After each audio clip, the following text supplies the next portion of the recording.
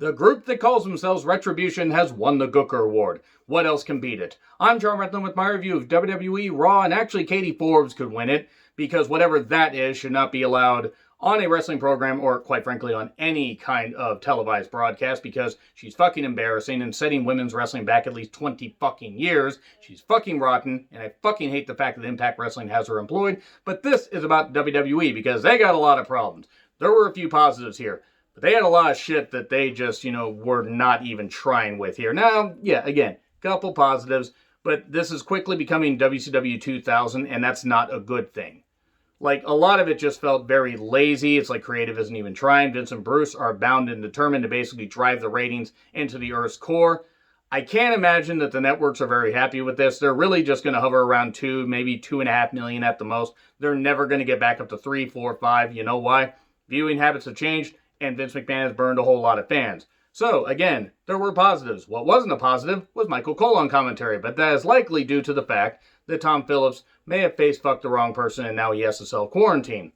And Michael Cole is one of the worst wrestling commentators that has been around in the last 25 years. Yes, he had a good run with Taz. But I get that he's overproduced, but he's so fucking bad at his job. He's so fucking bad at it. Can't wait for Michael Cole to be off commentary for good. So maybe we can get some good commentary on there. Then we get Orton coming out talking about Drew and Keith Lee, and that he'll beat Keith Lee, and that, he kicked Drew in the skull a few times and caused a fractured jaw. And then suddenly, Drew shows up in an ambulance, a Drewbulance, if you will. We're experiencing some Drewbulance in the air. And then he Claymore kicks him, and it's going to be a recurring theme here. This wasn't bad. This feud is also based around which man can take it in the face the hardest and stand up. Have fun on seeing that. The Hurt Business are backstage, and MVP says, what'd you say to a janitor? What'd you say about Shelton's mama? If you know the backstory about Shelton's mama and what she experienced, you may not want to bring that character up. It wasn't a great character, but the woman did not deserve the treatment she apparently got. So then the Hurt Business versus Apollo, Ricochet, Sine, and Cedric. This is all about Cedric turning heel because he got attacked in the entranceway and then later attacked Ricochet, Sine, who I'm calling that because he was around, chasing Rance's Team Vision dojo. And if you're going to be around somebody like him, you fucking deserve every bit of ridicule that you get, including Moose and including anybody that wants to associate with that scumbucket. He should be in jail for goddamn life. Anybody that does that shit should be in jail for life. Chasing Rance, by the way, not Ricochet. Or Ricochet, Sine, if you will. Cedric attacks Ricochet, Sine. Apollo's like, what are you doing? And he gets beat up. Okay, cool. He gets laid out. Cedric finally joins the Hurt Business. A slow burn storyline that, whatever. I mean, it's something different for Cedric, but I know he's just there to take the pin like D'Lo was in the Nation. And then, oh boy, we get the Red Cup entrance. Yay, so many more Red Cups. I don't know why the fuck they're doing this. It's fucking stupid. It's for the Street Profits, by the way. The Street Profits versus Andrade and Garza, match number 5,000. I get what they're doing here because Garza decided, oh, Andrade is Zelina, you're going to blow me up? Fine, I'm leaving. And a splash for 3. Montez gets some serious height. I'm just worried he's going to land on his head, so I hope he takes it easy there. And then Cesaro and Nakamura show up. Hey, it's the brand-to-brand invitation. That thing we totally fucking forgot about for a number of months. And it's going to be champs versus champ next week. We want the smoke, says Nakamura. Man, Nakamura used to be so fucking cool. He used to be so fucking cool. And in truth, is in a restaurant. We get a ninja in the, underneath a platter or whatever, underneath where a platter should be. And then he tosses a baby or little Jimmy or whatever. And he showed the ninja in the table to the maitre d'. You don't get on diners, drive-ins, and dives by serving ninjas. Okay, I'm just going to say right now that whoever's right, Truth is doing his best here, but this ninja stuff is fucking stupid. I guarantee that Bruce had something to do with it, which is further proof that Bruce Pritchard should have never been even fucking born. His parents should have practiced safe termination, that's all I'm going to say. And Bruce Pritchard is a goddamn atrocity to wrestling and the human race itself. So, and yeah, it's a wrestling angle. It's meant to be entertainment. Here's the thing. It's only entertainment if it's actually entertaining. If you guys like it, if you guys like any of the stuff I did, that's fine. I didn't. Anyway, we then get Billy Kay versus Peyton Royce. Boy, the music choices were not very good. Billy gently tops and scissors the ropes. Moving on.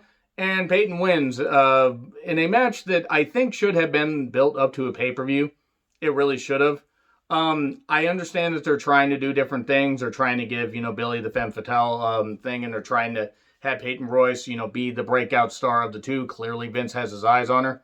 Hopefully not like that, but sees her as a bigger star. I think they're both good in the ring, but I got to be honest. Now, I hope both succeed. Peyton will get a big push. I just hope this actually works out. I think the money is in them as a duo. But that being said, when you want to break somebody up, one always does better than the other, or at least usually. This match should have been given more time, and it wasn't, and these women really didn't look like they wanted to face each other, which I don't blame them, but it wasn't very good. It's not the fault of them, it's the fault of the bookers. So, Dominic and Co. arrive. Murphy lurking in the background. It's nice that they brought, Dominic's grandmother with him. I know that's his mother, but she literally looks like 20 years older than Ray. And then, they are talking in the ring or whatever, and Murphy shows up on the screen, thankfully stopping Dominic from cutting a promo, and has a street, and, says, here, how about a street fight? You caused Rollins to get upset with me. You caused my Messiah to leave me. Why he was the voice of the plant from Little Shop of Horrors, I don't know. Feed me, Seymour. So, Dominic accepts. This is an exact quote from Dominic as proof that maybe trying to give him mic time, and he's got to learn on the fly. I get it. But if you lay a hand on my family, it'll be the last breath you take in and out. Yes, Dominic, that is how breathing works. Man, kid's got a long way to go. That being said, gonna have some positives. That wasn't a good promo. Stop scripting the talent so much. And then Adam Pearce is wondering why Drew is still there. Drew, I guess, forgot, the ambulance. He had to tell him where the ambulance was because he stole it. So he committed, some kind of grand theft. And now he's okay with it or whatever. This is a bad storyline or a bad overarching thing. Asuka and Mickey, they face off next week for the Raw Women's title versus Natty and Lana. Let me just say right now that Lana in the ring sets women's wrestling back at least 10 years. Not as bad as Katie Forbes. Lana at least looks like an athlete and like a human being and not like whatever. Katie Forbes actually actively makes me wish that, Impact didn't have a knockouts division because she brings down every single woman that she works with. Go watch the Battle Royal Slammiversary. It's one of the few bad matches that Impact's put on a major stage in a while, and it was fucking embarrassing. So, anyway, Mickey, then tags Asuka by smacking her on the ass, which I'm not complaining about.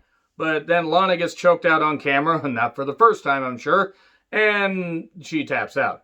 And then Shelton says to Cedric, hey, if this is a betrayal, I'm going to see it coming, and I'm going to beat your ass. And then a lot of ass beating, a lot of ass tagging and ass beating tonight. VIP Lounge with Cedric. What about me? What about Cedric? Cedric, the Raven Tainer. So then the Raiders, Ricochet Sonay, and Apollo attack. Remember when the Viking Raiders were taken seriously? Remember when they actually could have been something? Because they ain't going to be anything now. We get an 8-man tag. Man, making the black people work twice. It's a Vince McMahon Labor Day special. So it's a mess. A goddamn mess. Ivar died, though, and immediately threw up the X for himself. So I want to say this much, even though I dump on the Viking Raiders, I hope that Ivar is going to be okay. I really hope he is. Hopefully it's just a stinger or just, something, and it's not, something like minor, and he just needs a little bit of time off. Hopefully he will be okay. Honestly, hopefully he will. But a botched 3 count, where clearly Ricochet kicked out of the Michinoku driver, but the ref counted for 3 anyway. There's a lot of botched 3 counts between AEW and WWE this week. It's really baffling. So then we get, at least in the last 7 days. Charlie to Drew. It's none of my business, but weren't you supposed to be out here 30 minutes ago? Charlie, who's always in people's business. Then again, wouldn't mind being interviewed by Charlie. Moving on. Drew then, says he can't find the exit. Drew has been in the Thunderdome for a bit. The fact he can't find the exit, maybe he has a concussion. Maybe he should be checked out. And then Raw Underground tease with Owens. And Owens looking at Shane like, is this on the up and up? Mr. Orton, Cole honestly deserves to be hurt. He deserves, verbally at least. He's a fucking rotten human being, or at least a rotten commentator. Can't stand Michael Cole. I know he's overproduced, but goddamn, he's terrible. Keith Lee, the Legion, and automatically he's pretty much just torpedoed right there. He's not ruined, he's just torpedoed. Randy Orton selling his jaw because he got, Claymored. It's payback rematch. The RKO counter was nice, and Orton did what he could with Lee. And then Claymore to Orton caused a DQ. And then Pierce is upset at Drew. What the hell are you doing? And then Raw Underground with Alistair and Owens. And Alistair and some other guy. And Owens beating up a bunch of people. Why is Alistair Black dressed up like, Snake from Metal Gear Solid? Why? Why is he? We honestly just need like him in an elevator. Look out, Snake! Those guys that stole my nanotech suits are in there with you, or whatever the fuck the line was. It's been a while since I played that game. So then Orton holding his jaw, selling it a lot, saying to Pierce, "Your word isn't good enough." Shayna versus Ruby and Liv. Nia's watching. This was a way to teach, or Nia to teach Shayna a lesson. Oh, you can take him 2-on-1 by yourself? Go ahead.